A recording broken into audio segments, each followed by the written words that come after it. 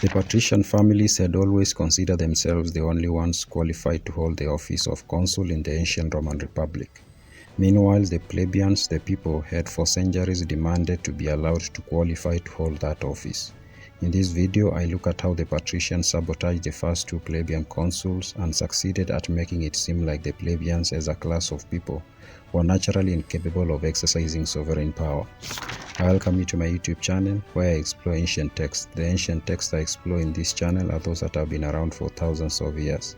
At the moment, I'm going through From the Founding of the City by Titus Livius or Livy. This is a collection of books written about 2000 years ago and covers the history of Rome from its founding by Romulus in 750s BCE to the time when Augustus was emperor, which was close to 0 AD. If you have not subscribed, subscribe so that you do not miss any of the videos I publish. After the expulsion of the kings in 509 BCE, political power in the new Roman Republic went into the hands of a few families of individuals who had served as senators during the reign of the kings. These families separated themselves from the rest of society. They considered themselves superior by blood and therefore the only ones suited to hold the ultimate legislative, judicial, and executive powers in the commonwealth. When the plebeians challenged this state of affairs for the first time in 494 BCE, the office of the tribunes of the people was created for them. The holders of this office were tasked with protecting the rights of the ordinary people in the republic, but they had little say in the running of government. For close to 5 decades, the people were satisfied. In 445 BCE, they revisited the city's power distribution question. As a response and to appease them, the patricians created the office of military tribune. The holders of this office could be either patricians or plebeians. However, patricians almost always found ways to have only members of their order elected. This is a topic I have covered in another video. The people continued to push to be allowed to qualify to be consuls.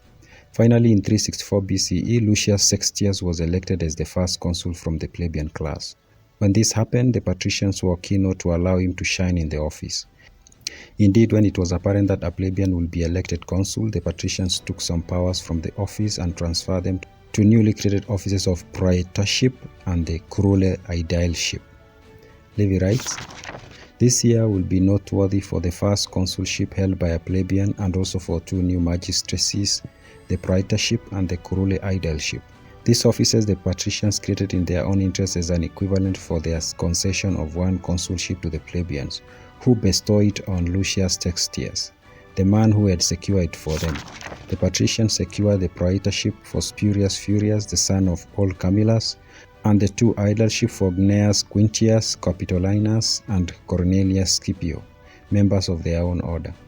Aemilius Mamercus was elected from the patricians as a colleague to Lucius Sextius. Since the primary way consuls gained respect and honor in ancient Rome was through leading an army to war, the patricians ensured that there was no war to be fought during the reign of Lucius Sextius. Livy writes, "The main theme of discussion at the beginning of the year were the Gauls, about whom it was rumored that after wandering by various routes through Apulia, they had reunited their forces and the Anisi, who were reported to have revolted. All preparations were deferred, with the sole purpose of preventing any action from being taken by the plebeian consul.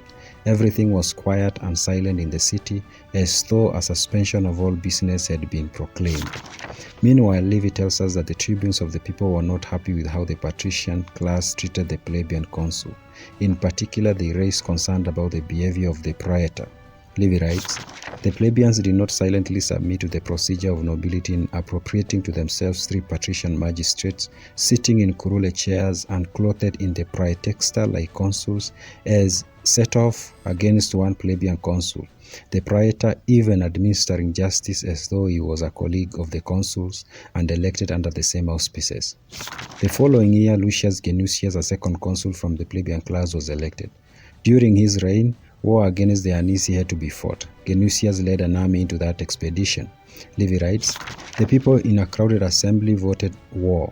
Its consul fell by a lot to Lucius Genusius. As he was the first plebeian consul to manage a war under his own auspices, the state awaited the issue with keen interest, prepared to look upon the policy of admitting plebeians to the highest offices as state as wise or unwise, according to the way matters turned out. On the battlefield, things did not go well for Genutius. Livy tells us that the army he was leading was surrounded, ambushed, and taken by surprise. The consul was killed alongside many of his soldiers. While Livy does not categorically state that he was sabotaged, going by the reaction of the patricians back at home when he lost the battle and was killed, that seems to be likely what happened, Livy writes. When the report of the occurrence reached Rome, the patricians were not so much distressed at the disaster which had befallen the commonwealth as they were exultant over the unfortunate generalship of the consul. Everywhere they were taunting the plebeians. Go on, elect your consuls from the plebeians. Transfer the auspices to those for whom it is an impiety to possess them. The voice of the plebeians may expel the patricians from their rightful honors, but has your law which pollutes the auspices any force against the immortal gods? They have themselves vindicated their will as expressed through the auspices. For no sooner have these been profaned by one who took them against divine and human law that the army and its general have been wiped out as a lesson to you not to elect the election to the confusion of all the rights of the patrician houses.